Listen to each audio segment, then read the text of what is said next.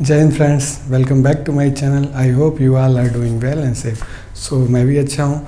जैसा कि हमने लास्ट टाइम डिस्कस किया था introduction of quality management system और ISO 9001 2008 वर्सेस 2015 में क्या क्या मेजर चेंजेस हुए हैं, वो आपस में कितने डिफर हैं, क्या क्लासेस ऐड हुए हैं, क्या क्लासेस रिमूव हुए हैं, वो हमने देख लिया। अगर आपको देखना है तो मैं डिस्क्रिप्शन बॉक्स में उसका लिंक डाल दूँगा, पहले वो देखें, उसके बाद हमारा ये आज चैप्टर 1 देखेंगे। चैप्टर 1 चैप्टर 2 मैंने क्लास वाइज डिफाइन किया है। सो आज चैप्टर 1 है जो कि कॉन्टेक्स्ट ऑफ द ऑर्गेनाइजेशन है। बिकॉज ये क्लास नंबर 4 है।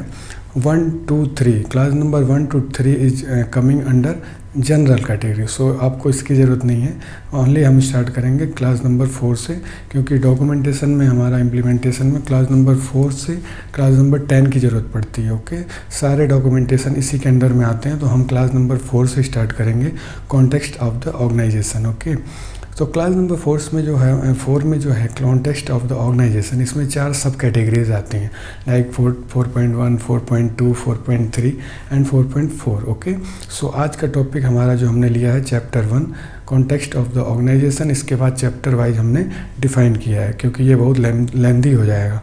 सो एक क्लास का एक चैप्टर नाम दिया है मैंने। तो आज आप वीडियो में लास्ट तक बने रहें।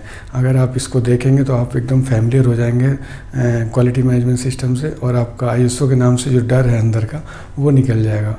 और अगर आप किसी भी ऑर्गेनाइजेशन में हैं, किसी भी ऑडिटर के सामने हैं, तो you can explain very well. Okay, so मैं यहाँ पे स्टैंडर्ड की रिक्वायरमेंट्स क्या है और उसको प्रैक्टिकली कैसे आपको इम्प्लीमेंट करना है, दोनों का मैं लेके चलूँगा साथ साथ। तो वीडियो में लास्ट तक बने रहें। Thank you.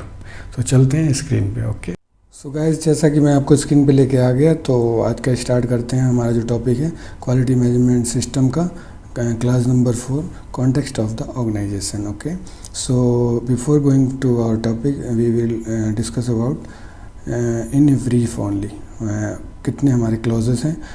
क्लॉज 1 to 10 एक बार देख लेते हैं। इसमें क्या है, scope, normative references, term and definitions, context of the organization, leadership, planning, support, operation, performance, evaluation, improvement. Okay, so मैंने यहाँ से 4 से लेकर 10 तक का चैप्टर वाइज बनाया है। आज चैप्टर 1 जो होगा कॉन्टेक्स्ट ऑफ द ऑर्गेनाइजेशन होगा। ओके, और क्लास 1 to 3 जो है आपको पता ही है कि वो जनरल एंड स्कोप में आता है, सो उसको हम इग्नोर करते हैं और 4 से हम स्टार्ट करते हैं। Okay, so chapter 1 context of the organization. जैसा कि मैंने आपको बताया कि इसमें सब कैटेगरीज हैं जो कि 4 होती हैं, 4.1 4.2 4.3 एंड 4.4। ओके, सो 4.1 क्या है, understanding the organization and its context.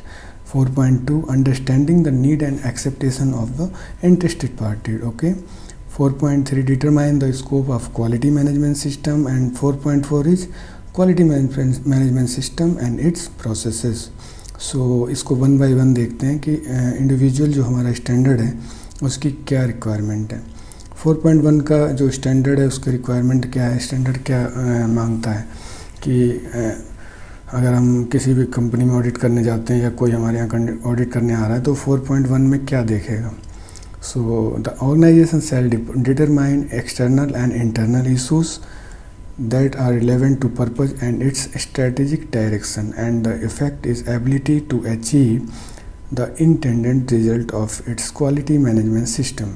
The organization shall monitor and review information about these external and internal issues. Okay, organization को जो इंटरनल और एक्सटर्नल इशूज़ है उनको आइडेंटिफाइड करना है, जैसा कि यहाँ लिखा है डिटरमाइन करना है, फिर उसको मॉनिटर एंड रिव्यू करना है। यहाँ पे आपको 2 चीज़ कॉन्सेप्ट क्लियर रखना पड़ेगा। ओके, सो इसका मैं प्रैक्टिकली बताऊंगा कि अगर आपको डॉक्यूमेंटेशन की ज़रूरत पड़ती है तो हमें क्या डॉक्यूमेंट बनाना चाहिए ताकि ये आपका 4.1 फुलफिल हो जाए। कोई आए तो आप एज एविडेंस क्या दिखाएंगे। ओके, सो ये नेक्स्ट जो है मैंने एग्जांपल दिया है। We can achieve the intended result of quality management system and also identification of external and internal issues through PEST and SWOT by continuously using, being monitored and reviewed by organization। Okay, so यहाँ पे इन 2 तरीके से हम कर सकते हैं, एक PEST and एक HWOT। ओके, तो PST में क्या है, वही जो मैंने बताया, external and internal issues identified करना होता है, फिर उसके हिसाब से उनको मॉनिटर करना होता है, रिव्यू करना होता है। Okay, so A and B देखते हैं डिटेल में क्या है, वो आप देखेंगे तो आपको क्लियर हो जाएगा। ये क्या होता है, PEST, पॉलिटिकल फैक्टर हमें देखना होता है, इकोनॉमिक फैक्टर देखना होता है, social factor and technology factor. इसके अंदर क्या क्या आता है, पॉलिटिकल में अगर हम जाते हैं तो political direction on smart cities, allocation for infrastructure, skill enhance in automation sector. Okay, and monetary policies भी रिक्वायर होती हैं, उनको भी देखना होता है। इकोनॉमिक फैक्टर में हम जाएंगे तो growth of bank in rural areas, funding of smart cities, okay, increase in car park density and high GDP growth. Okay, अब सोशल फैक्टर में क्या क्या हमें देखना होता है, वो क्या क्या हमें डिटरमाइन करना है, increase literacy, technologies awareness, banking, increase per capita income. Okay, and last one is technology factor. इसमें आता है advancement in cheap design, automation tool growth, high technology at low cost, digital technologies growth. So ये हमारा हो गया PEST के अंतर्गत, इतना हमें डिटरमाइन करना है और उसको हमें मॉनिटर एंड रिव्यू करना है। ओके, तो आई होप ये क्लियर हो गया। इसके बाद हम HWOT देखेंगे, उसमें हमें क्या पता चलता है। HWOT में हमें क्या देखना होता है, हमें आइडेंटिफाई करना है strength, weakness, opportunity and threat. Okay, HWOT नाम दिया गया है जिससे कि आपको याद रहे, strength, weakness, opportunity and threat. उसके अंतर्गत क्या क्या आता है, स्ट्रेंथ में strong technology backup, young and motivated team, nil borrowing, quick decision making and strong customer focus. Okay, weakness में क्या क्या हो सकता है, ये सारी चीज़ें जो मैं पॉइंट आउट कर रहा हूँ, ये फिल्टर हम फाइंड आउट करके बनाते हैं। तो आपको अगर कहीं इम्प्लीमेंट करना है तो आप वैसे ये एज इट इज़ यूज कर सकते हैं। इसके अलावा आपको एडिशनल आपके ऑर्गेनाइजेशन में कुछ आपको और दिखता है जो कि वीकनेस के कैटेगरी में आता है, या अपॉर्चुनिटी के कैटेगरी में आता है, या स्ट्रेंथ और थ्रेट किसी में आता है, तो आप उसको भी लिस्ट आउट कर सकते हैं। ये मैंने एग्जांपल दिया ताकि आपका कॉन्सेप्ट क्लियर हो कि इंटरेस्टेड पार्टीज़ का एक्सटर्नल इंटरनल इशूज़ क्या क्या हो सकता है। सो डिफिनीसन अलग होता है और उसका प्रैक्टिकली जब देखते हैं तो कॉन्सेप्ट क्लियर होता है। तो आई होप ये समझ आ रहा होगा आपको। सो वीकनेस में आपका वेरी स्मॉल टीम, अगर टीम स्मॉल रहेगा तब भी ऑर्गेनाइजेशन के बिजनेस पे इफेक्ट पड़ेगा। Lack of experience, weak marketing, high inventory and limited customer base. Okay, this is the weakness. And opportunity अगर जाते हैं तो देखते हैं क्या होता है। अपॉर्चुनिटी में lean organization lead to a flexibility in product और quick response to customer need. Okay, और अपॉर्चुनिटी के अंतर्गत ये आएगा।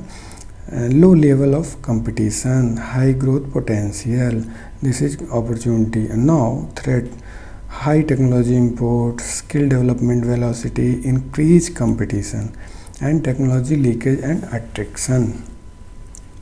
सो ये आपका HWOT हो गया। इसके थ्रू भी आप अपना इंटरनल एक्सटर्नल इशूज़ को आइडेंटिफाइड, मॉनिटर एंड रिव्यू कर सकते हैं। Now 4.2 understanding the need and expectation of interested party. इसमें इस स्टैंडर्ड ये कह रहा है कि जो हमारे इंटरेस्टेड पार्टीज़ हैं, जिससे बिजनेस में हमारा जो रिलेवेंट है, उनकी नीड और एक्सेप्टेशन क्या है, बिजनेस को ग्रो करने में जो जुड़ा हुआ है। ओके, जो उसमें सप्लायर हो गया, कस्टमर हो गया, एम्प्लॉयज़ हो गया, बैंकिंग हो गया, लॉट ऑफ मतलब जिससे भी आपका टाई अप है, जिससे भी लिंक है आपको प्रोडक्ट को प्रोड्यूस करने में, वो आपका इंटरेस्टेड पार्टीज हो जाता है। ओके, उसकी नीड्स क्या हैं, उनकी एक्सेप्टेशन क्या है, वो हमें फाइंड आउट करना है, आइडेंटिफाइड करना है, उसको प्रॉपर तरीके से मॉनिटर करना है। ओके, ये हमारा 4.2 क्लास कह रहा है। और स्टैंडर्ड की रिक्वायरमेंट क्या है वो देखते हैं। ड्यू टू देयर इफेक्ट और potential effect on the organization ability to consistently provide product and services that meet customer and the applicable statutory and regulatory requirement. Okay, the organization shall determine the interested parties that are relevant to the quality management system. Okay, and the requirement of these interested parties that are relevant to the quality management system. Okay, so यहाँ पे दोनों दिखा दें interested parties का and the organization shall monitor and review information about these interested parties and relevant requirement। जैसा कि मैंने बोला इंटरेस्टेड पार्टीज़ की क्या क्या नीड्स हैं, एक्सेप्टेशन है, उसको रिव्यू आइडेंटिफाइड करना है, उसको रिव्यू करना है, प्लस कंटिन्यू मॉनिटरिंग करना है। सो इसके मैंने कुछ एग्जांपल्स दिए हैं कि अगर 4.2 क्लॉज का आपका ऑडिटर आया, उसने आपसे मांगा कि आप इसका एविडेंस क्या दिखाएंगे, तो आप ऐसे आप आइडेंटिफाइड कर सकते हो और उसका रिक्वायरमेंट और मॉनिटरिंग रिव्यू देख सकते हैं कि उसके रिक्वायरमेंट्स क्या क्या हैं और उसको मॉनिटर कैसे करना है, किसके अंडर में करना है, who will be responsible for the monitoring and review, ये भी देखना पड़ेगा।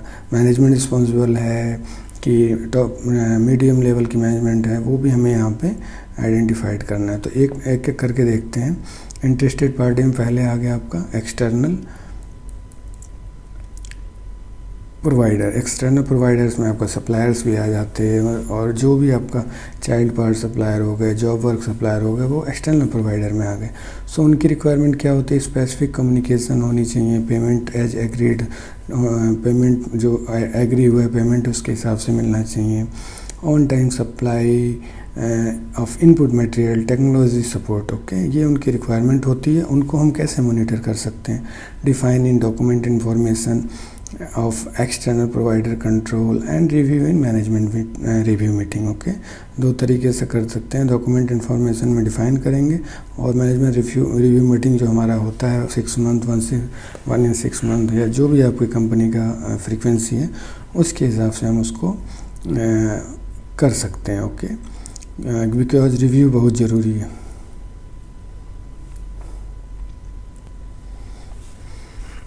नाउ नेक्स्ट हमारा कस्टमर है, वो भी हमारा इंटरेस्टेड पार्टीज़ में आता है। वो आपको देखना पड़ेगा कस्टमर की रिक्वायरमेंट क्या है, उनको हम मॉनिटर कैसे करेंगे। तो कस्टमर को क्या चाहिए, quality of product and service, quality चाहिए प्रोडक्ट एंड सर्विस का, ऑन टाइम डिलीवरी चाहिए, रिस्पॉन्स टू कंप्लेंट कोई कर रहा है तो आपको इमीडिएट रिस्पॉन्स देना चाहिए, प्रॉपर कम्युनिकेशन का चैनल होना चाहिए कि अगर मार्केटिंग टीम या सेल्स टीम कम्युनिकेट कर रही है तो वही करे और सारा डाटा उनके पास हो ताकि कोई भी कस्टमर एक की पर्सन हो उनसे कांटेक्ट कर सके कोई प्रॉब्लम्स के लिए। ओके, नाउ इनको मॉनिटर कैसे करना है, वही उसका भी सेम है। डॉक्यूमेंट इन्फॉर्मेशन में डिफ़ाइन करना है और उस पर रिस्पॉन्सिबल पर्सन कौन है उसको नॉमिनेट करना है कि who will be responsible for the customer documentation. Also review in management review meeting में आपको ये भी देखना है कि कितना कंप्लेंट्स आया, quality on time, quality rating क्या है, प्लस हम जो माल दे रहे हैं ऑन टाइम जा रहा है कि नहीं जा रहा है, ये हमारा देखना है। ओके, थर्ड में आ रहा है statutory and regulatory bodies. So comply with the statutory and regulatory requirement as defined from time to time. Okay, इसको भी हम define as document information and review in management review meeting. Bankers and financiers हैं, उनकी क्या requirement है, updating of any change in organization whenever is happened, और इसको भी हम रिव्यू मैनेजमेंट रिव्यू मीटिंग में डिस्कस कर सकते हैं क्या स्टेटस है और रिव्यू कर सकते हैं। ओके, एम्प्लॉयज़ भी हमारे आते हैं कि एम्प्लॉयज़ तो वेरी इंपॉर्टेंट है ना हमारा, वो भी तो हमारे इंटरेस्टेड पार्टीज़ हैं, हमारे बिजनेस में उनका भी रोल है। तो एम्प्लॉयज़ को क्या रिक्वायरमेंट होती है, मैनेजमेंट सपोर्ट टाइम से हो, एप्रिसिएशन मिले वैसे या इकोनॉमिकल वे में, जैसे भी एप्रिसिएशन होना चाहिए, प्लस ऑन टाइम पेमेंट मिलनी चाहिए। इसका रिव्यू कैसे करेंगे, accounting control of management. Okay, so I hope 4.2 हमारा क्लियर हो गया। नेक्स्ट चलते हैं 4.3 की रिक्वायरमेंट क्या है, determine the scope of the quality management system. So इसमें जो हमारा 3 कैटेगरी है वो हम देख लेंगे, उसमें हमने ऑलरेडी 4.1 4.2 में डिस्कस कर लिया, तो इसमें 4.3 हम देखेंगे।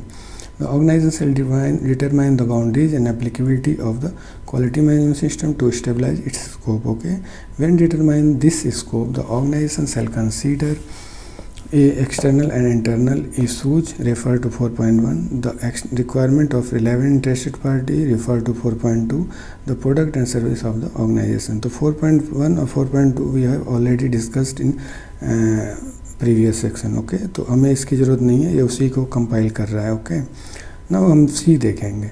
सी से पहले देख लेते हैं फुल स्टैंडर्ड की रिक्वायरमेंट क्या है। The organization shall apply all the requirement of this international standard if they are applicable within the determined scope of its quality management system. The scope of organization QMS shall be available and be maintained as documented information. The scope shall state the type of product or service covered and provide justification for any requirement of this type of that organization. Determined is not applicable to the scope of quality management system. Okay, so ये इनकी requirement है और इसका मैंने कुछ examples दिया है। यहाँ पे हमने 4.1 4.2 ऑलरेडी पढ़ लिया। 4.3 का क्या है? The product and service of the organization. Organization must clearly define they sell their including product and service. जो हमारा सेल हो रहा है प्रोडक्ट एंड सर्विसेज है उसका क्लियरली डिफाइन होना चाहिए ताकि वो विजिबल हो। जैसे for example design development of land, construction, sales, generation of power. So इसमें वही है कि जो हमारा सेल्स है, डिज़ाइन डेवलपमेंट है, वो प्रॉपर वे में होना चाहिए। Now 4.4 quality management system and its processes. Standard requirement क्या है? The organization shall stabilize, implement and maintain and continuously improve a quality management system, include the processes needed and their interaction in accordance with the requirement of this international standard. A. Determine the input required and the output expected from these process. Determine the sequence and interaction of these process. Determine and apply the criteria and method including monitoring, measurement and related performance indicators. Determine the resources needed for these processes and ensure their availability. Assign the responsibility and authority for these processes. Address the risk and opportunity as determined in accordance with the requirement. Okay, and last one is evaluate these process and implement any change needed to ensure that these process achieve their intended result. Okay, so ये 4.4 की requirement है और इसका हम देखते हैं कि हम अगर प्रैक्टिकली करेंगे तो हमें क्या क्या डॉक्यूमेंट बनाना पड़ेगा। ओके, सो यहाँ पे मैंने एक ब्रीफ में एक्सप्लेन किया है। The final section focus on the process the management system which must be stabilize, implement, maintain and continuously improve the means, determine the process that are needed for the management system and how they will apply and to be determined. Okay, so क्या क्या हमें देखना होगा? requirement, the input and expected output, the sequence of the process, how they interact, performance indicator, the resource that will be required and their availability, roles and responsibility, risk and opportunities, overall evaluation of process and any change required, how to process system will be improved. So ये documentation we need to prepare and need to monitor and verify and continue implementation. Okay, for effective implementation of the management system, a structured approach can really help. This can include keeping documentation such as process diagram, overlay, showing process linkage, resource diagram, identification of outsourced processes and any other relevant documentation. So ये हमारा इसका हमारा इस हिसाब से हम कर सकते हैं। 4.4 का क्या क्या हम वेरीफाई कर सकते हैं, डॉक्यूमेंट प्रिपेयर कर सकते हैं। ओके, सो दोस्तों आपको आई होप मुझे लगा कि आप लोग समझ गए। मैंने प्रैक्टिकली भी कोशिश की आपको बताने की, और अगर ना समझ में आए तो एक बार और आप इसको रिपीट करना, तो आपको कॉन्टेक्स्ट ऑफ द ऑर्गेनाइजेशन तो क्लियर हो ही जाएगा। इसमें तो मैं गारंटी देता हूँ, कोई दिक्कत नहीं है। और इसके बाद हम नेक्स्ट पे जाएंगे, हमारा जो 5 नंबर का है उस पे हम नेक्स्ट टाइम उसके अंदर कितनी सब कैटेगरीज हैं वो हम देखेंगे। ओके, सो चैनल के साथ बने रहें। आपको अच्छा लगा तो लाइक करें, सब्सक्राइब करें, और कोई क्वेश्चन है तो कमेंट बॉक्स में आप पूछ सकते हैं, और कोई आपके फ्रेंड्स हैं उनको भी शेयर कर सकते हैं ताकि वो भी बेनिफिट लें। जब तक सेफ रहें, स्वस्थ रहें। Good day.